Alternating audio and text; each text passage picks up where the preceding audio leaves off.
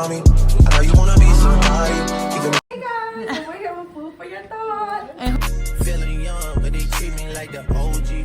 And they want the T on me, I swear these bitches nosy. Said he put some money on my head, I guess we gon' see. I won't put no money on this shit, my niggas owe me. I gotta be single for a while, you can't control me. Welcome back to Food for Your Thoughts. It's your host Shadi, and we're here with another amazing multifaceted individual, creative designer, celebrity stylist, and owner of Dripset motherfucking studio. Thank you for coming. Thank you for coming. You got the team with you?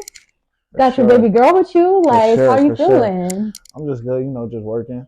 It's a real moment? Yeah. Just staying at it every day. Heard. So, my first question to you is yourself stepping into another, phase of fashion? With my next collection, like my next from the next collection. Let the people know what I'm wearing right now. So that's my last. Let the people know what I'm wearing. That's my last capsule called Pretty Girls Love Dripset. With that, I feel like that is kind of determining where I'm about to go now. So I'm about to more so focus on the women side, but then for the men, I'm turning into high end fashion. I'm done with crazy designs. I'm more about the crazy garments now, better materials on the pants and stuff like that versus just changing my designs all the time. I'm over that phase. Now I'm on the high end phase type time. So quality over quantity. Yeah, type vibe. Yeah. Heard. Okay, and will you do anything exclusive where it's just only certain people can buy stuff, or? Yeah, but I more so do that when I style rappers and stuff like that. Either rappers or my friends, or let's say I do a pop-up shop. I'll be this drop about to be exclusive, just for this place. So that's how I do it versus just giving random people stuff. And did you go on a tour for homecoming for the HBCUs? Yeah. So I did. That was lit. That was dope. That was dope. The tour was lit. I physically pulled up to GSU, Rutgers, and where else did we go? Was it Delaware State or you just? I was supposed to go to Delaware State, and I got sick that 2 days prior. I had got sick, so I didn't end up going, but the tour went crazy. Rutgers definitely showed out. They went crazy for me. We sold out almost everything the day before the actual homecoming. Dope. And then plus online sales, and then after the homecomings, people are still buying. So I'm thinking about making it an annual thing though. For the homecoming, right? Yeah. So this year I went to Rutgers. Next year I might go to Howard, physically. So I sold to all the schools, but I went physically to certain schools. Dope. Yeah. Dope. You have a team here. Let us know how you found your people, how you found your tribe. Everybody came in squad deep. So basically I got my members, the main people that is if I'm doing a shoot, these are my main people I'm gonna use. Right. Then I got my brother, that's my cameraman, and I just bring and then my other man, he's not here, but Bari, we kind of own the brand together now. Yeah. So we own the brand together now. Then I have an assistant, then I have a creative director, co-creative director, and stuff like that. I was about to say, because you're your own creative director. So I got, everybody holds weight, you know what I'm saying? But I'm trying to expand my team because the more people with you, the better it look when you walk into a big building. Yeah. Everybody. And I felt the energy. I'm is that y'all in the black car? Yeah. So it's definitely cooler when you come in with 15, 20 people and y'all all repping the brand versus versus if you're a rapper, everybody's just an entourage, but more so it's the team. You know what I mean? So. But how did you find these people? Well, obviously Jabari and you already knew each other. Instagram, just people who already done bought stuff and kept buying. And then I was like, well, I see you really rocking with me. Why not just bring you on the team permanently? Dope. So it just makes sense. A lot of people ask to be a brand ambassador, right? But I'm not really with it because I could tell who's in it for the free clothes. We working hard. We not just, you got to be able to put time into this. Know that you're not about to cancel on me. I've had people cancel on me on shoots day of. And we hate the unreliable. Yeah, come on, be reliable. If you're gonna show up, be reliable. I had my last 2 shoots, everybody canceled literally the day of the shoots. So I just. And that's on every aspect, whether you just starting or whether you're really high up. It's crazy. Yeah. I realized though, in this game, it's kind of a who's the bigger name to the other people versus I know what I'm doing. Right. At the end of the day, so if you chasing a name from somebody to support them, then you ain't gonna get that from me because I'm not chasing a name. I feel like I'm a brand that's if you know brand. Yeah. I don't care. I don't want to be the biggest brand. That's not my goal. As long as I can get my money live my life, do what I want to do. That's cool with me. That's what it's about. To get your money, you don't got to be the biggest. Holding weight. Yeah, It's Dripset's holding weight. Pretty girls love Dripset. Nah, it's true. So, I'm just trying to find my way and I'm trying to rebrand and find my target audience again, which I feel like is women. Mm-hmm. But I ain't gonna forget the guys because like I wear clothes, so I wear my clothes. So I'm gonna just make for the guys off of what I like. Like I got something for the guys, then I got something for the girls that's for sure they could fit this, and the guys could fit this. Like, you know what I'm saying? So it definitely is all about how you style it. Like it's something simple, but you can either style it right or style it wrong. Everybody, you know what I mean? So especially as a tall girl, y'all, it's so hard to find those pants that fit right. Yeah. Because sometimes it be some high waters. Yeah. So I was so happy to put this on. Like, that's some extra room. Like, it's comfortable. Yeah. Definitely worth the money. Like, would you ever do anything for the motherland? Like go back and do something like a project? Yeah, I've been thinking about it. So my mom is building a house in Africa right now. So when that's done, then I feel like I was more so like put something together and take it out there and take it back to my people. But right now, I feel like I said, I'm really just like finding my new niche now. Like I feel like I've accomplished what I wanted to accomplish with the old Dripset. Right. So now it's the new Dripset. It's kind of like I compare my brand with music a lot. You have to elevate with it. You know what I'm saying? So I'm just learning the game, and the way I dress has changed. So my brand is going to change. So that's how it kind of goes. Like even this is like a good outfit, but it's like comfortable. You could go to the club and then you could go do some running around in it. Like, you know what I mean? So that's trim. What I'm, trim. Very you feel me? So yeah, like I'm just really just working at that. But my next thing is like, just going back to the motherland. I definitely want to do like another pop-up shop. Heard. Now, where was the first one that you had? First one I had was in Camden. Okay. And that's when I was like first coming up. We did like 3,000 in sales in like 2 hours. Yeah. So it was like, that let me know. Like that's that following month I quit my job. Heard. After that, like I was like, all right, bet like we could really take this full force. Like, you know what I mean? So, but yeah, after that, I feel like after the pop-up shop was when it kind of elevated more. So now I just want to do like more pop-ups, different cities. I just got asked to do after Rutgers seen the tour, they asked me to come back for their fashion show March 2nd. Oh, but wait, that's coming up. Yeah, so I told them I couldn't do it no more because they kind of got back to me late. Like they reached out to me, but I'm like, okay, you guys let me know, what do y'all need, like stuff like that. So, my clothes kind of like, you have to let me know ahead of time so I could really prepare. Like I'm not going to just make things that I know aren't going to sell. Right. You know what I mean? So, but I'm definitely, it's not the last thing for me, but more opportunities will come in. That was the point of the pop-up shop. I mean, the tour was to now these schools are reaching out now. You know what I mean? So they see it. Then I also work for an artist named B Slime. So his manager is like, hey, like, yo, you and Jabari, like, y'all promote the tour, like that we got coming. Like, you feel what I'm saying? To do all the flashy and all that stuff. Like, people see me with rappers, but it's like I'll probably never post when I'm with them and stuff like that. So very low and humble. Yeah. Like I'm just here to kind of get the money, do what I love, and just go about my day, like, And what's your advice? Obviously, the saying, you got to spend money to make money. So what's your advice to entrepreneurs, people just starting, like, investing? How would you advise them to invest back into their business? Right now, well, all right, so business in general, it's like you really just got to take that risk right now. But do something where you're going in it not for the money. Right. You got to understand your first year, you might not make no money. Your first year too. You might not make settle. You feel me? Like you might not make nothing. Like, and when I say nothing, it's like you just barely making back profit, or you're just making back what you put in. Right. But you got to understand the brand is getting seen more.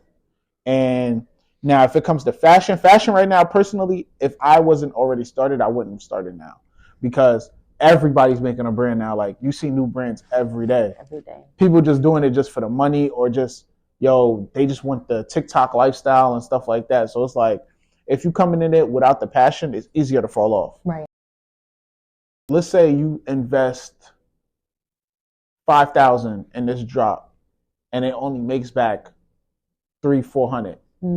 Now some people, instead of the smart thing to do would be, all right, the rest that I didn't make money off, let's use that for promo and save the rest. Hopefully we get the right people in it, and now they'll bring the more sales. But some people, after they drop, like, which was me too, when I first started, I used to drop twice a month. So very frequently. Yeah, and then I noticed, like, you're burning yourself out. Like, you can't be dropping that much, and how many designs you gonna come up with? Like, you know what I mean? So now, when the Pretty Girls Love Dripset first went crazy the first time, that lasted me for about 4 or 5 months. I ain't dropped nothing. Then I was like, wait, okay, the more I kept getting the right people in it, the more the sales kept coming. So just because you don't let a drop just run for two weeks to a month. You got to let it soak in. Right. So by the time the next thing come out and that stuff is sold out, people are rushing to get the next drop. Not using too many designs, like get known for one design first a little bit more. You know what I mean? Like get known for that, and then the people your brand is stamped now. It different things work for different people. Yeah. You got to find yours. One thing a lot of people are doing now is the pre-order method. I was going to ask about that. Yeah, the pre-order method is smart in this day and age right now, because unless you know, well, two things. Unless you know for sure you're getting sales, do pre-orders. Please do. Don't spend that money. You know what I'm saying? Y'all don't know the orders are going to flow through. Yeah. If some people do it, they're like, all right, I'm going to drop pre-order. That way I could, pre-order is basically so we could take the money that you used to make the clothes. So basically you're literally paying to get the clothes. Now, it's smart on your side. Yeah, right? It's smart on my side, but the only thing is people have to really love your brand that much, because I'm not waiting for a new brand to send me clothes in a month. I haven't seen anybody else in your clothes yet. Like, so those also play a factor. Like you just have to have people that just trust you and they're patient. So your first drop, I definitely say, like, have a little bit samples on hand so people can see the actual footage. Then run your pre-order. Right. And then after your pre-order, then you let them know, like, hey, pre-order is open for 2 weeks. Production is open for 2 weeks. Then I'm going to start shipping out. So now people kind of know at that point, then that's on them if they bought. He already told you or she already told you. But if you just tell people I'm dropping, don't tell them it's a pre-order. Now people are waiting a month for their clothes. They think they probably got scammed. Now you texting them, oh, I'm waiting on my manufacturer to send me this. And we know how that goes. Yeah, and I've got scammed by a lot of manufacturers, like thousands, like, and they won't text you back because it's like, what are you going to do? I'm in a whole different country. I was about to say, because they usually aren't in America. Yeah, like, so that also could be a downfall for a lot of brands. Like, some people get discouraged like that. Me too. Like, I just started doing all my stuff by myself. Like, all my jerseys, I did those myself because no manufacturer. But LA is another place too, though, that you could go for manufacturers, but they have something called MOQ, minimum order quantity, which if you just start out or don't have that much money to be putting up or don't need that much product, it's not worth it, because they'll tell you, like, you have to order over 50 pieces or 50 and over, which might run you about 4,000 or 5,000. But if you don't have that, then it's like, and they'll tell you it has to be per color. A drop where you have five sweatsuits